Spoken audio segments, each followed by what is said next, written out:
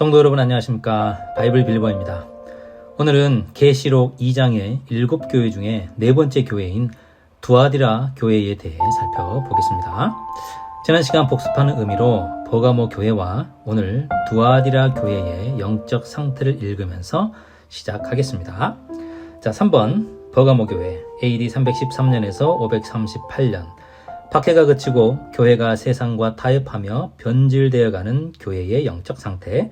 4번 두아디라 AD 538년에서 1517년 교회가 완전히 세상과 결합하여 왕권을 쥐고 세상을 쥐락펴락하며 군림하면서 교회가 참된 성도들을 박해하던 시대. 이 표를 처음 보시는 분들은 이 강의가 저의 요한계시록 5번째 강의인데요. 앞에 강의가 4개가 더 있습니다. 그 강의를 먼저 시청하시면 이 표와 그 밖에 다른 내용들을 이해하실 수 있을 겁니다. 자, 오늘은 두아디라 교회 혹은 두아디라 교회 시대입니다. 먼저 역사적 두아디라 교회와 역사적 두아디라 시대를 살펴보겠습니다. 두아디라 교회는 또 두아디라 이 도시는 정치나 종교적으로 주목받을 만한 영향력이 있는 곳은 아니었습니다. 그 대신 두아디라에서 생산되는 특산물 때문에 상업도시로서의 면모를 갖추고 있었죠.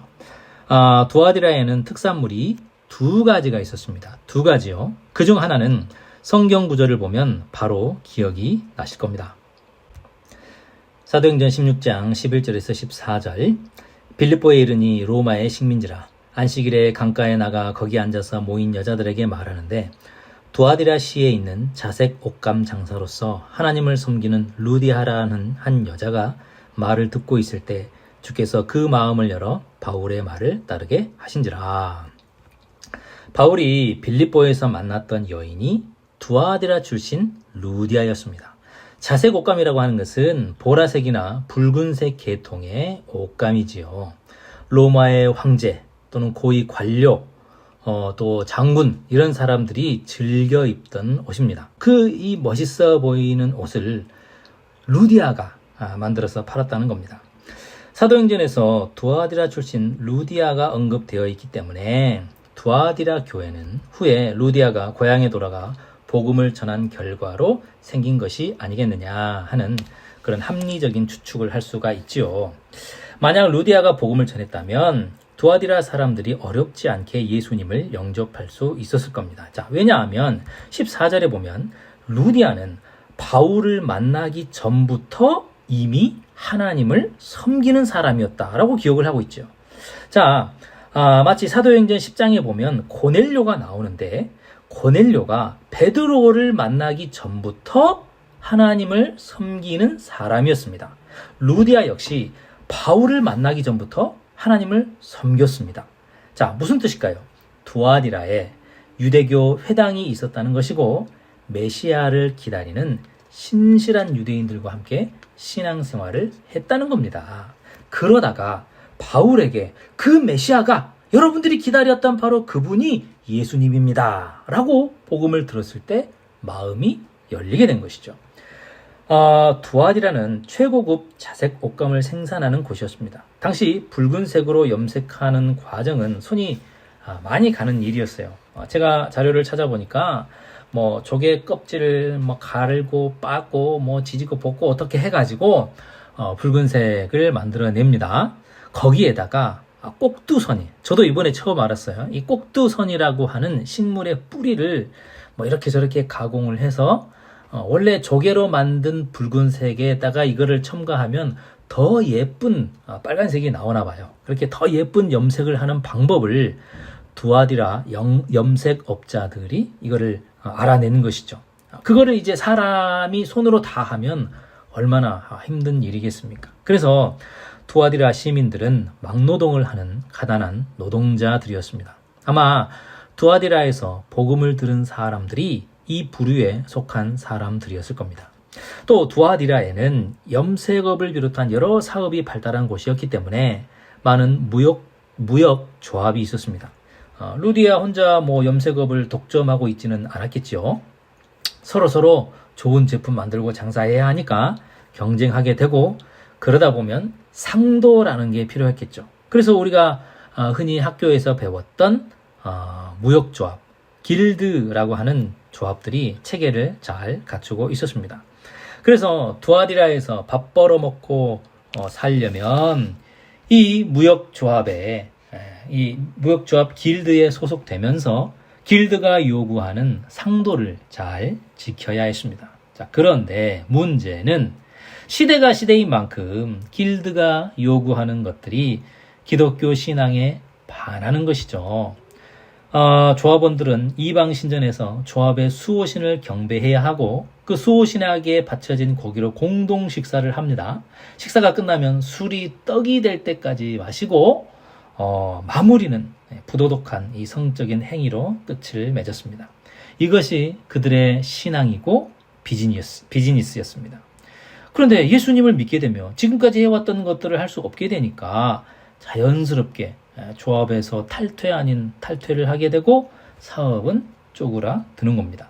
자, 그러면 투아디라에서 밥 벌어먹고 살려면 어떻게 하면 될까요? 신앙만 고집하면 입에 풀칠하기 어려우니까 적당한 선에서 타협을 보는 것입니다. 공동 식사도 하고 술도 마시고 가끔씩 바람도 피면서 교회를 다니는 겁니다. 왜? 구원은 받아야 되니까요. 먹고 살려면 어쩔 수가 없었다는 그런 명분으로 참된 기독교 신앙을 지키는 것도 아니고 그렇다고 완전 이방신을 따르는 것도 아닌 이방신전에 가면 이교도처럼 행동하고 교회에 나오면 또 그리스도인처럼 행동하는 그런 신앙의 태도로 살아가는 것입니다. 자, 그러면 두아디라 교회가 상징하는 두아디라 교회 시대의 교회의 영적 상태는 어땠을까요? 이 시기는 역사적으로 AD 538년에서 1517년입니다. 538년은 역사적으로 로마 교회가 세계 최고 권력 기관으로 공식적으로 등장하는 역사적인 기점이지요. 538년이 성경 예언으로는 한때 두때 반때 42달 1260일의 예언이 시작되는 기점이고 우리가 학교에서 배웠던 세계사에서 중세 종교 암흑시대라는 말이 시작되는 기점이 바로 538년입니다. 1517년은 종교개혁으로 개신교가 태어난 해이지요. 538년부터 로마 교회는 완전한 작은 뿔의 모습으로 하나님을 대적하는 적그리스도의 세력이 됩니다. 자, 작은 뿔, 다니엘에서 나온 표현이죠. 다니엘 7장, 넷째 짐승은 전에 모든 짐승과 다르고 또 10뿔이 있더라. 내가 그 뿔을 유심히 보는 중에 다른 작은 뿔이 그 사이에서 나더니 첫 번째 뿔 중에 셋이 그 앞에서 뿌리까지 뽑혔으며 이 작은 뿔에는 사람의 눈 같은 눈들이 있고 또 입이 있어 큰 말을 하였더라. 다니엘 7장의 해석은 저의 다니엘 강의를 참고하시기를 바랍니다. 여러분이 앞에서 보셨던 7교회의 연대는 다니엘과 세계 교회사의 역사를 기준으로 만들어진 것입니다. 다시 한번 말씀을 드리지만 다니엘을 모르면 계시록을 알 수가 없습니다. 여기에 나오는 이 작은 뿔이 바로 로마 가톨릭 교회 천주 교회입니다. 8절에 보면 이 뿔의 특징 중에 하나는 작은 뿔에는 사람의 눈 같은 눈들이 있고 입도 있어서 큰 말을 한다. 자, 눈과 입은 있는데 왜 코와 귀는 없을까요? 성경에서 코가 상징하는 것은 하나님의 생기, 호흡, 즉 생명입니다. 자, 그리고 귀는 말씀을 듣고 깨닫는 것, 그리고 순종하는 것입니다. 자, 사무엘이 이렇게 말하죠. 사무엘이 이르되 여호와께서 번제와 다른 제사를 그의 목소리를 청종하는 것을 좋아하심같이 좋아하시겠나이까? 순종이 제사보다 낫고 듣는 것이 수장의 기름보다 나으니. 자, 듣는 것은 순종입니다. 그런데 작은 뿔에는 생명의 상징인 코가 없고 깨달음과 순종의 상징인 귀가 없습니다. 생명이 없는 복음을 전하고 가르치고 있었다는 뜻입니다. 또 진리에 대한 깨달음도 없고 진리에 대한 순종도 없는 교회였다라는 것이죠. 자, 그렇다면 로마 가톨릭 교회가 왜 생명이 없고 순종이 없었는지 계시록으로 가보겠습니다. 요한계시록 2장 18절 두아디라 교회의 사자에게 편지하라. 그 눈이 불꽃 같고 그 발이 빛난 주석과 같은 하나님의 아들이 이르시되. 눈이 불꽃 같고 발이 빛난 주석 같다. 자, 제가 앞에서 두아디라 특산물이 두 가지가 있다고 했는데 하나는 염색업이었고 두 번째는 청동 제품입니다. 주석이라고 번역을 해놨는데 브론즈, 청동입니다. 청동, 우리말로 노시라고 하죠. 눈은 불꽃같이 이글이글 타오르고 발은 빛난 주석, 청동 같다. 청동이 빛난다는 것은 이 기름칠을 해가지고 반딱반딱 광이 나는 것이 아니고요. 쇠가 벌겋게 달구어져서 빛이 나는 상태를 말하는 것이죠. 자, 이런 예수님의 모습이 다니엘에도 있습니다. 다니엘 10장 그리고 계시록. 그의 눈은 횃불 같고 그의 팔과 발은 빛난 녹과 같고 그의 눈은 불꽃 같고 그의 발은 풀무불에 단련한 빛난 주석 같고 그 얼굴은 해 같고 그 발은 불기둥 같으며 하늘이 열린 것을 보니 보라 백마와 그것을 탄 자가 있으니 그 눈은 불꽃 같고. 자, 눈이 불꽃 같다는 것은 그리스도께서 불꽃 같은 눈으로 세상과 교회를 꿰뚫어 보고 계시다는 겁니다.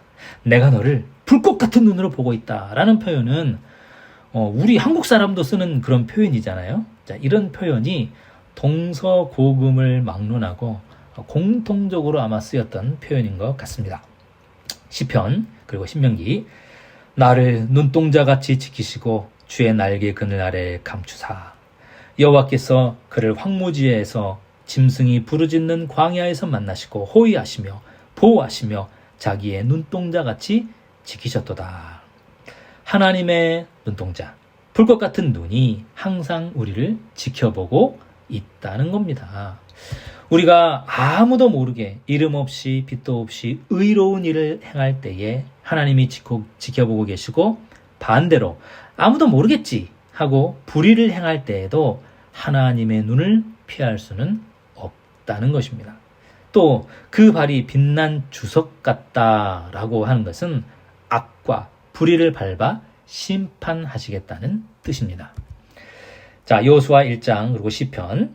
내가 모세에게 말한 바와 같이 너희 발바닥으로 밟는 곳은 모두 내가 너희에게 주었노니 여호와께서 내 주에게 말씀하시기를 내가 내 원수들로 내 발판이 되게 하기까지 너는 내 오른쪽에 앉아 있으라 하셨도다. 자, 가나안 땅을 발로 밟는다. 그리고 원수들로 발판이 되게 하신다. 이런 표현들은 다 심판과 멸망을 상징하는 것입니다. 불꽃 같은 눈과 빛나는 주석 같은 발은 예수님이 두아디라 시대의 잘못된 신앙에 대해 지켜보고 계시고 그것에 대해 심판하시겠다는 뜻입니다.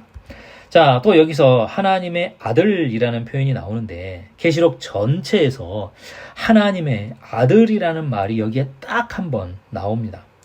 역사적 두아디라 신은 튀림노스라고 하는 이 태양신을 숭배했습니다.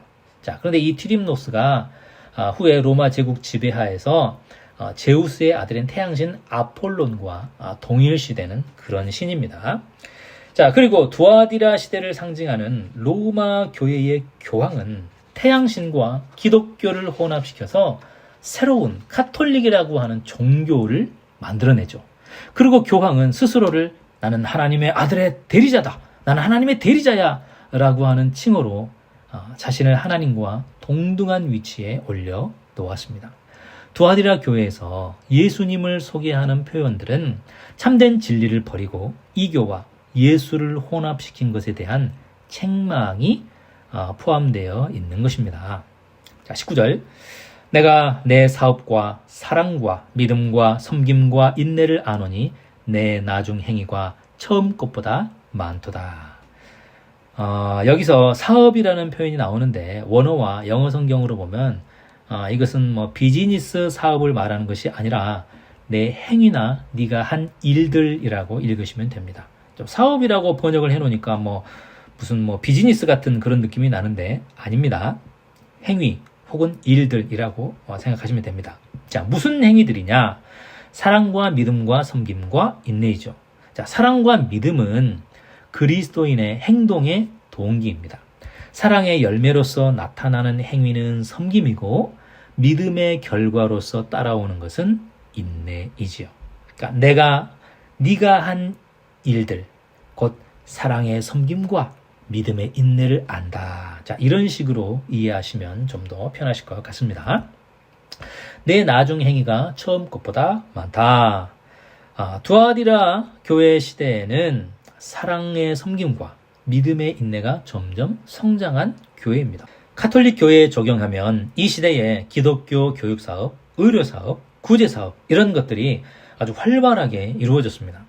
우리가 가끔 설교 시간에 예화로 듣는 어느 수도원의 이야기에서 나오는 암흑의 수도원장의 헌신적인 사랑의 섬김 또는 믿음의 인내 이야기를 들어본 기억이 있으실 겁니다.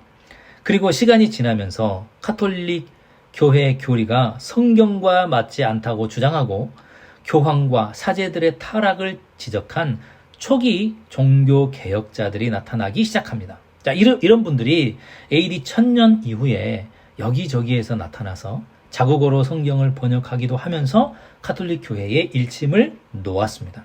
자, 물론 이런 시도들은 실패로 끝이 났지만 이 실패를 딛고 후에 1517년에 루터가 종교개혁을 성공시킬 수 있었던 밑거름이 된 것이지요.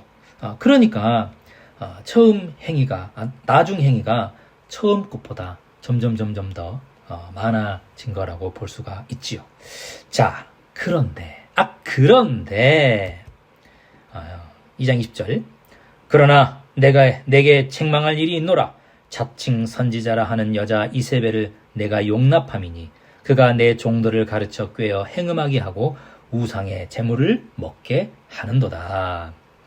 자, 이 부분에서 제가 많은 강의와 설교를 들었는데 많은 설교자들이 여기에 나오는 이세벨이라는 여자를 두아디라 교회에 있었던 실존 인물이라고 생각하는 분들을 제가 많이 봤습니다. 이세벨은 두아디라 교회 담임 목사 사모였습니다. 혹은 교회 내에서 아주 영향력 있는 여자 장로 같은 사람이었습니다. 감독이었습니다. 이 여자가 이세벨인 이유는 이것이 그 사람의 본명일 수도 있지만 구약의 이세벨의 특징을 따와서 별명처럼 이세벨이라고 불렀을 수도 있다라는 식이었습니다. 자, 여러분, 이세벨은 누구일까요? 두아디라 교회가 7교회 중에 4번째 교회로 언급되고 있는데 앞선 3교회에서도 특정 사람의 이름이 등장하죠.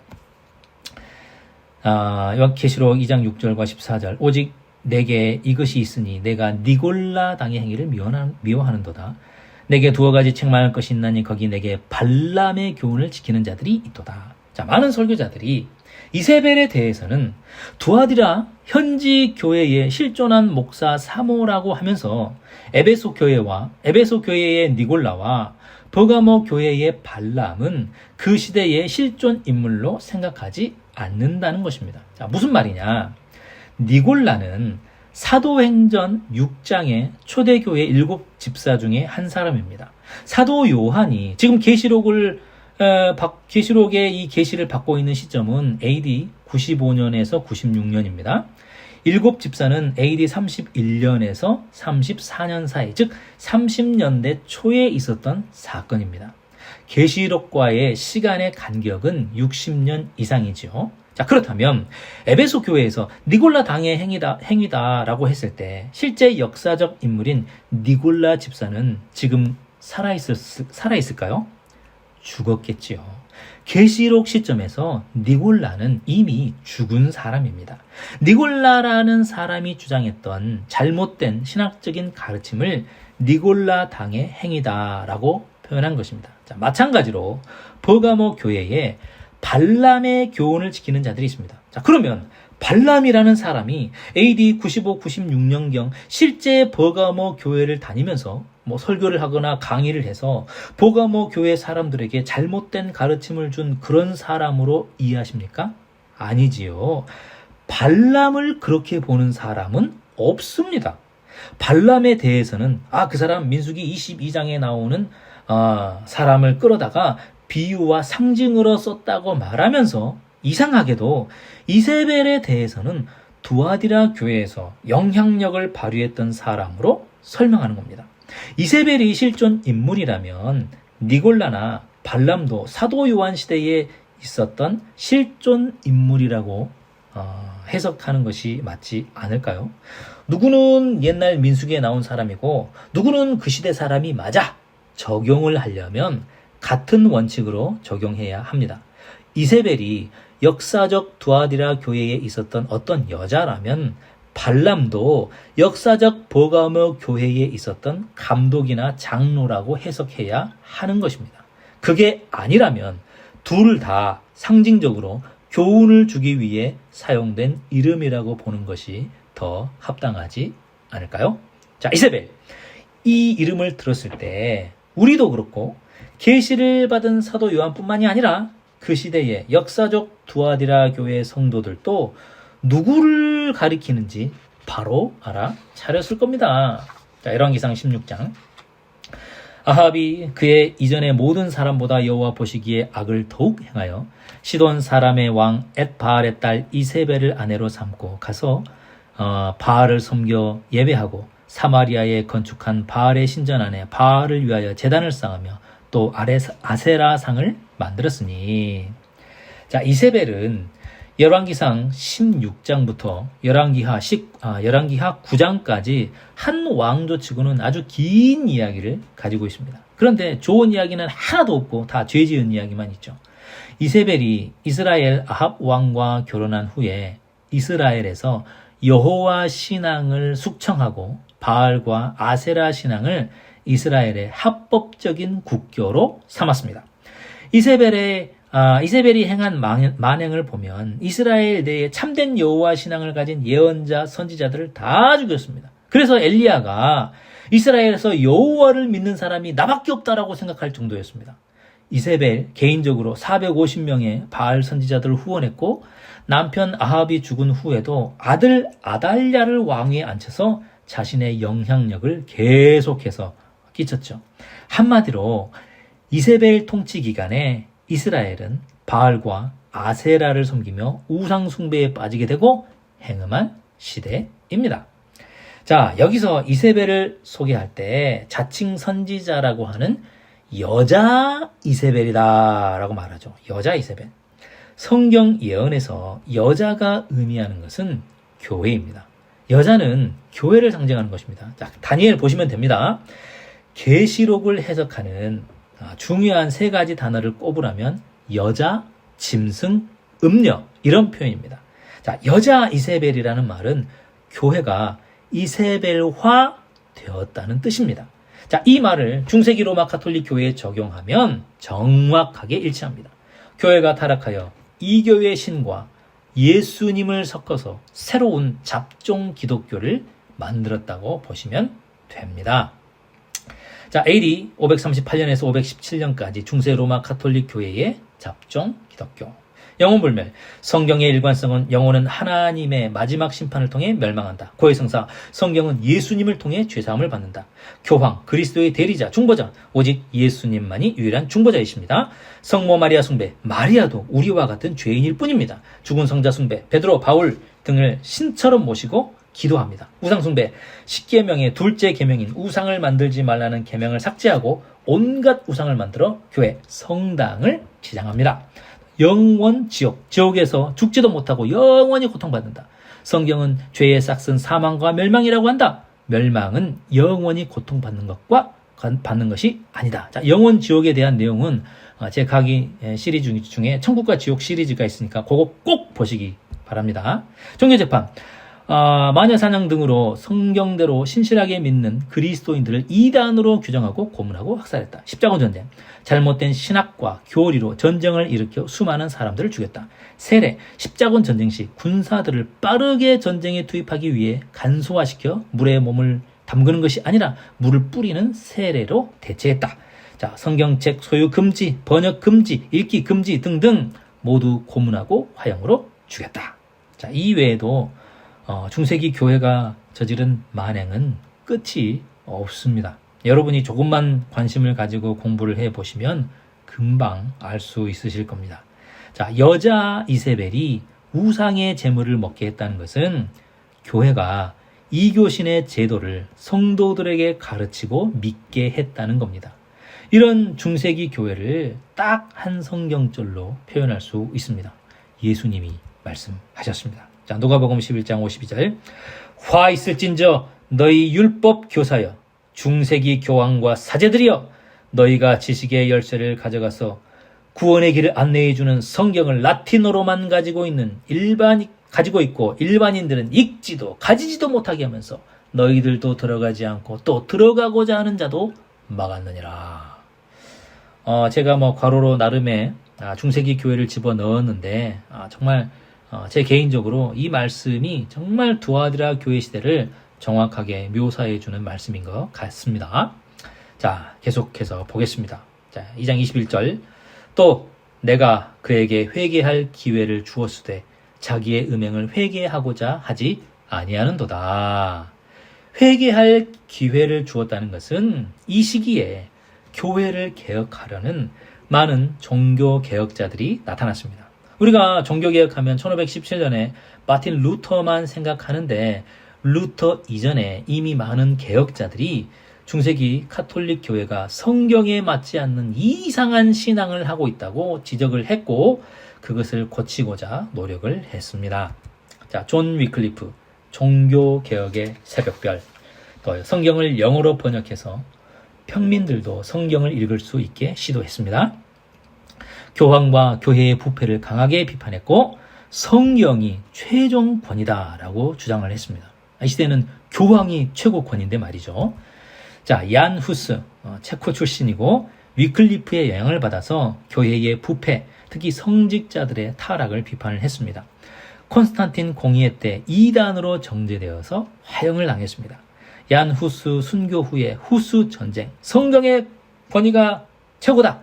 무슨 소리야? 교황이 최고지. 이런 이 큰 저항 운동으로 이어지기도 했습니다.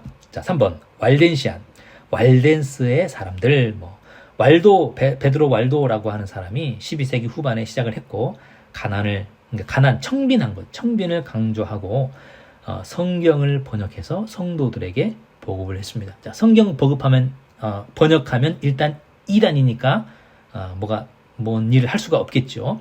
로마 교황권에 복종하지 않고 독자적으로 신앙생활을 했습니다. 자, 성경을 최고 권위에 두었고 교황청으로부터 이단 판정을 받아 심한 학대를 받아 학살을 당했습니다. 4번 기타 개혁 시도자들. 아놀드 오브 브레시아 12세기 이탈리아에서 교회의 부를 비판했고 존 위클리프 이전에 클루니 수도원 운동, 또 시토 수도원 운동, 경건과 청빈을 회복해야 된다. 또 프란체스코 초창기 초기에는 교회 안에서 가난과 순교를 강조하는 개혁운동으로 시작되었다. 자, 위클리프, 후스, 왈덴시안 이런 사람들은 루터 이전에 두아디라 시대에 살면서 성경 중심의 신앙과 교회가 신앙을 강조하고 그리고 교회가 부패했다고 성직자들이 타락했다고 비판을 했습니다. 그러나 이들은 이단으로 지목이 되어서 핍박과 박해로 죽임을 당했죠. 이런 초기 개혁자들을 통해서 카톨릭 교회에 회개할 기회가 주어졌습니다. 이들의 말을 귀담아 듣고 잘못된 것들을 버리고 성경 중심의 신앙으로 회복을 했어야 하는데 중세기 카톨릭 교회는 성경과 더 어긋나기만 했지요. 사실 지금까지도 개혁할 의지가 없는 곳입니다. 왜냐? 그러면 일단 교황 제도를 버려야 됩니다. 여러분, 교황 제도 버릴 수 있겠습니까? 성모 마리아 그거 버려야 됩니다. 그리고 천주교 성당에 있는 여러 가지 수많은 우상들 다 치워야 되는데 그거 할 수 있겠습니까? 못하지요. 안 하지요. 하나님 말씀에 순종하는 것보다 이미 가진 권력, 기득권이 더 중요한 교회가 되어버렸습니다. 그것이 교회가 이세벨화되어 우상의 제물을 먹는 것이죠. 실제 열왕기에 나오는 이세벨도 엘리야와 엘리사를 통해 회개할 기회가 몇 번 있었습니다. 그런데 끝까지 버티다가 비참한 최후를 맞게 되지 않습니까? 21절 후반부에 보면 자기의 음행을 회개하고자 아니한다 라고 하는데, 이 성경에서 음행은 우상 숭배를 가리키는 것입니다. 교회가 우상 숭배를 버리지 않으려 한다라는 뜻이죠. 제 말이 사실인지 아닌지는 여러분이 여러분 동네에 있는 천주교 성당 한번 가보시면 성당 안에 들어갈 필요도 없이, 들어가기도 전에 입구에서부터 여기는 우상 숭배하는 곳이구나 하는 것을 바로 느끼실 수 있을 겁니다. 하나님은 죄인을 막무가내로 심판하지 않습니다. 회개할 기회를 주십니다.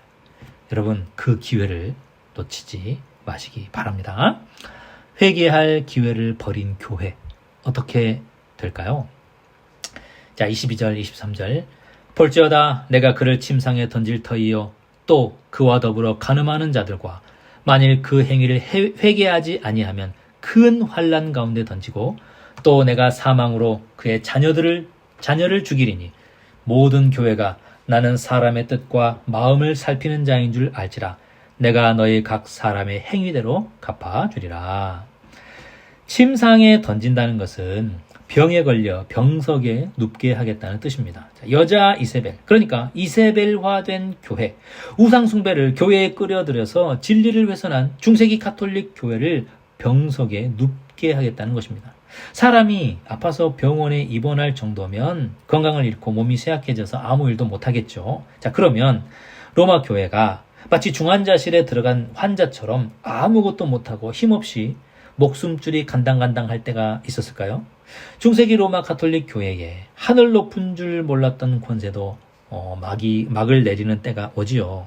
바로 538년부터 시작된 교황권이 성경 예언대로 한때 두때 판때 42달 1260일의 예언이 끝나는 1798년에 교황권이 세속의 권력을 잃고 역사에서 잠시 뒷방으로 물러나게 되는 것입니다.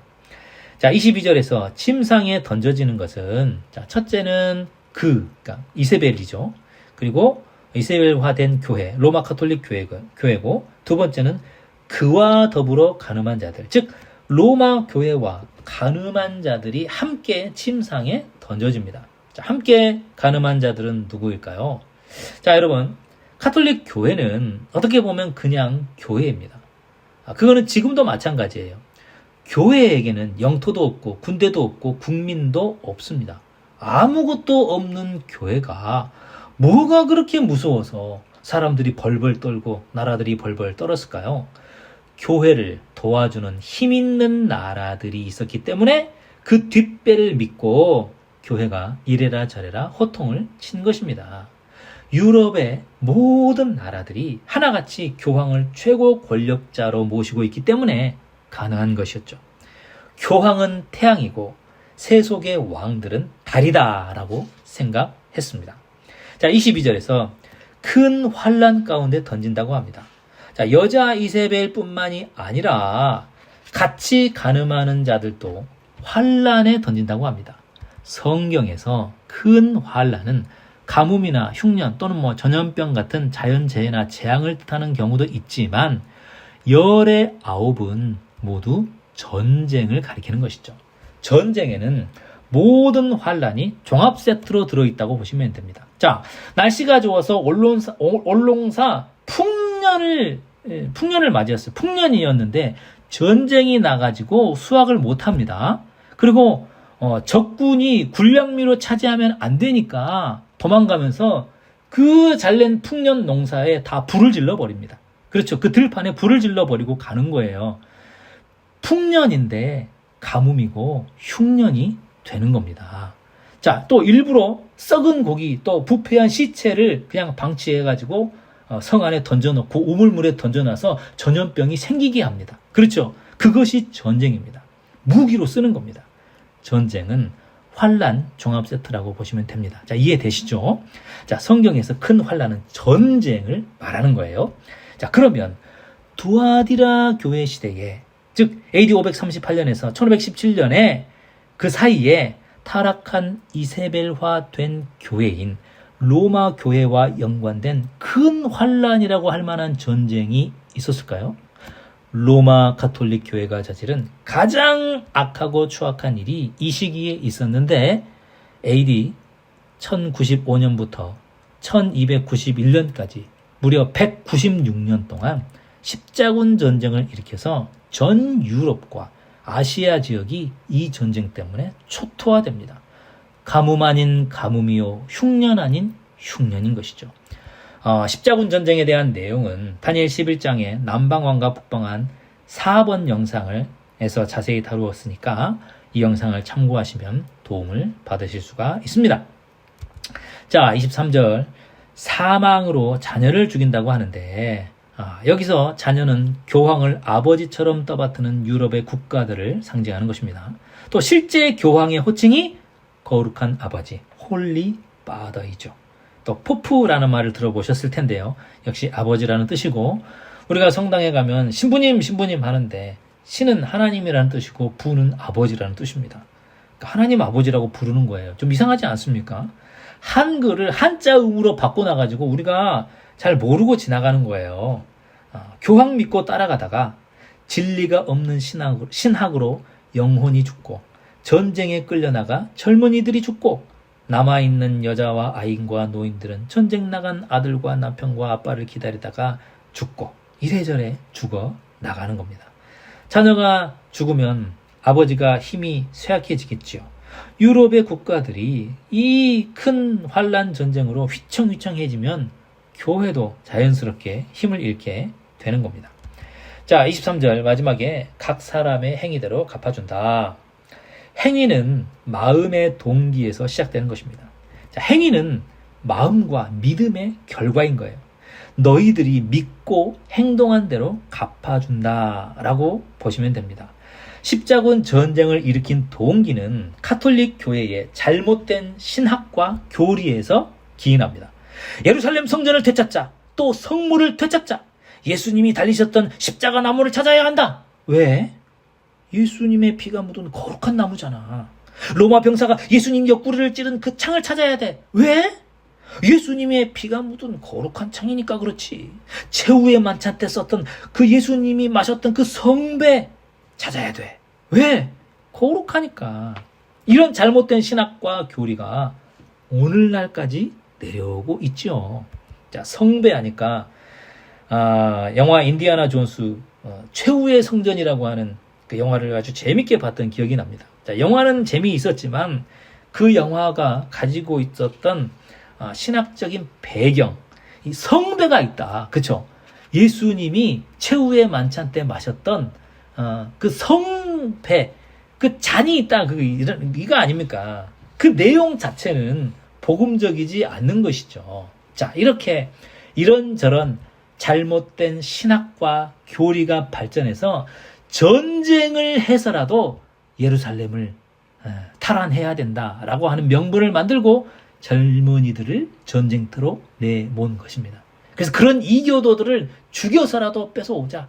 그것을 우리 주님이 기뻐하신다라고 그렇게 믿어버린 거예요. 그거를 믿음으로 신앙으로 가지니까 젊은이들이 제가 가겠습니다. 자원해서 전쟁터에 나가서 죽는 겁니다. 신학과 교리가 성경적으로 바른 교회였다면 절대 있을 수 없는 일이었죠.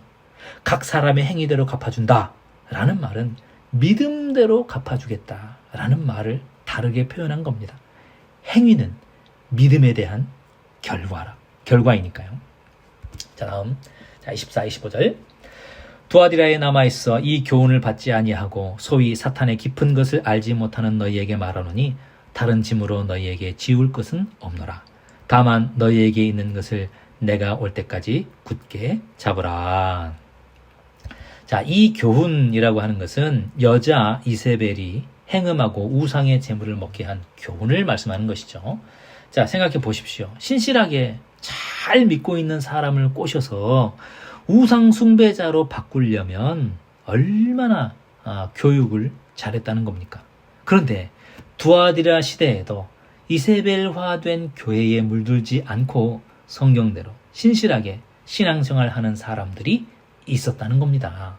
엘리야 시대에 바알에게 무릎 꿇지 아니한 7,000명의 의인을 남겨놓으셨던 것처럼 교회가 성도들을 핍박하는 두아디라 시대에 이교화된 기독교를 따르지 않고 성경대로 믿는 7,000명의 의인과 같은 성도들이 있었다는 것이죠. 자, 이분들이 어떤 분인지 제가 앞에서 초기 종교 개혁자들 약간 설명을 드렸죠. 자, 24절에서 사탄의 깊은 것은 앞에 이 교훈을 다르게 표현한 것이죠. 그러니까 우상숭배에 빠지지 않은 그런 성도들을 말하는 겁니다. 또 다른 짐으로 너희에게 지을 것이 없다. 자, 기독교는 핍박의 역사입니다. 자, 그러면 역사에서 기독교인들을 가장 악랄하게 핍박을 했던 인물이나 세력은 누구일까요? 자, 일단 로마 황제들이 기독교를 핍박했습니다. 그리고 로마 카톨릭 교회의 교황입니다. 그러면 로마 황제와 로마 교황 중 누가 더 하나님의 백성들을 못 살게 굴었을까요? 많은 분들이 황제라고 생각하시겠지만 아닙니다. 교황입니다. 사탄이 성도들을 죽이라고 황제한테도 일을 시켜보고 교황한테도 일을 시켜봤습니다. 그랬더니 교황이 일을 더 잘하는 거예요. 사탄이 봤을 때. 자, 오른쪽 교황 그림 앞에 무릎 꿇고 있는 사람이 월계관을 쓰고 있죠. 누굽니까? 왕이에요. 왕. 이 사람이 황제입니다. 그래서 이 교황 앞에 무릎을 꿇고 있는 거죠. 그래서 이 로마 교회가 아직도 살아있는 것이고, 이 마지막 때에 짐승의 표 환란으로 역사의 대미를 장식할 세력으로 사탄에게 점지가 된 거예요. 두아디라 시대에 이렇게 핍박이 극심하기 때문에 이 시대의 성도들에게 다른 짐으로 너희에게 지울 것이 없다라고 한 것입니다. 자, 왜냐? 이미 고생을 너무 많이 하고 있으니까 다만 너희에게 있는 것을 내가 올 때까지 굳게 잡아라. 성경대로 믿는 믿음 잃지 말고 그 믿음 후대에 잘 전달해다오. 고생한다. 내가 금방 다시 올게. 이런 말씀이죠. 자, 25절에서 27절. 다만 너희에게 있는 것을 내가 올 때까지 굳게 잡으라. 이기는 자와 끝까지 내 일을 지키는 그에게 만국을 다스리는 권세를 주리니 그가 철장을 가지고 그들을 다스려 질그릇 깨뜨리는 것과 같이 하리라. 나도 내 아버지께 받은 것이 그러하니라. 자, 26절에 이기는 자와 내 일을 지키는 자는 25절에서 굳게 잡으라는 말씀의 연장선상에 있는 말씀이고, 자, 27절의 철장은 시편에서 가져온 말씀이네요. 시편 2편. 어찌하여 이방 나라들이 헛된 일을 꾸미는가? 내가 철장으로 그들을 깨뜨리며 질그릇같이 부수리라 하시도다. 자, 한번 계시록과 비교를 해 보십시오. 같은 말씀이죠.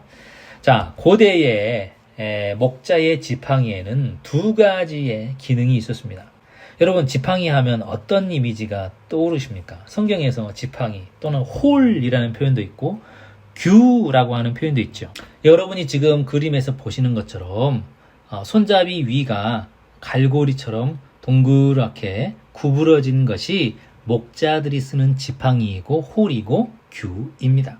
구부러진 모양의 안쪽의 용도는 양이 넘어지거나 그럴 때 구부러진 안쪽 갈고리로 걸어서 양을 도와주는 데 쓰는 것이고, 구부러진 모양의 바깥쪽은 금속으로 입힙니다.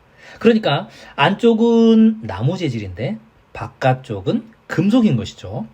아마도 이 시대에 철이 귀한 것이었기 때문에 오늘 본문에 나오는 주석, 놋, 이 청동으로 바깥쪽을 입힙니다. 이 바깥쪽 청동은 늑대 같은 맹수들이 양을 잡아갈 때 한 대 후려치면 그냥 나무 몽둥이보다 파워가 더 엄청나겠죠. 늑대가 한 대 맞으면 머리통이 깨지고 갈비가 부러지고 그러는 겁니다. 그 지팡이를 말하는 거예요. 같은 지팡이로 넘어진 양은 갈고리처럼 걸어서 이렇게 세워주고 사나운 짐승에게는 스쳐도 사망하는 무기가 되는 겁니다. 자, 그런데 이 계시록에서는 청동이 아니고 철장이라고 했으니까 이 청동보다 더 강한 무쇠 지팡이로 질그릇을 깬다. 그 심판이 어마무시하게 행해진다는 겁니다. 이 철장은 양무리에게는 이보다 더 안전한 곳이 없는 목자의 품이고, 동시에 원수들에게는 이보다 더 무서울 수 없는 심판의 몽둥이인 것이죠. 너희들 힘들게 하고 괴롭힌 놈들 내가 철장으로 질그릇 깨뜨리듯 다 박살내줄 테니 복음을 굳게 붙들고 믿음을 지켜라 하는 겁니다. 자, 마지막. 내가 또 그에게 새벽별을 주리라. 귀 있는 자는 성령이 교회들에게 하시는 말씀을 들을지어다. 성경에서 새벽별이 상징하는 것은 예수 그리스도이십니다. 나 예수는 다윗의 뿌리요 자손이니 곧 광명한 새벽별이라 하시더라. 그리스도께서 이기는 자에게 약속하신 것은 새벽별, 곧 자기 자신을 주는 것입니다. 밤이 지나면 아직 어두운 새벽에 새벽별이 떠오르듯이 이 세상의 흑암의 밤을 지나 승리하는 자들은 그리스도와 함께 영원히 거하게 될 것입니다. 자, 새벽별을 준다고 했으니까 주면 받아야죠. 우리가 광명한 새벽별이신 예수 그리스도를 받는다는 것은 뭘까요? 지혜 있는 자는 궁창의 빛과 같이 빛날 것이요. 많은 사람을 옳은 대로 돌아오게 한 자는 별과 같이 영원토록 빛나리라. 다니엘 12장 3절 말씀. 자, 전도사 때 어린이 여름 성경학교 주제가였습니다. 자, 별을 받으면 별과 같이 영원토록 빛나지 않을까요? 영생을 약속하신 겁니다. 자, 이 별은 예수 그리스도이십니다. 예수 그리스도를 마음에 받았으니까 아들이 있는 자에게는 생명이 있고 아들이 없으면 생명이 없습니다. 누구든지 저를 믿는 자마다 멸망치 않고 영생을 얻습니다. 자, 옛다 받아라! 영생이다. 라고 주는 것이죠. 성도 여러분, 우리 모두가 광명한 새벽별이신 예수 그리스도를 마음에 받아 영원한 생명 얻기를 소망해 봅니다. 자, 오늘 강의는 여기까지입니다. 오늘도 긴 시간 시청해 주신 모든 분들께 진심으로 감사의 말씀을 드리고요. 그리고 오랜 시간 기다리게 해서 제가 죄송한 말씀을 전합니다. 앞으로는 좀 더 빠른 시간 내에 영상 올릴 수 있도록 노력해 보겠습니다. 지금까지 바이블 빌리버였습니다. 감사합니다.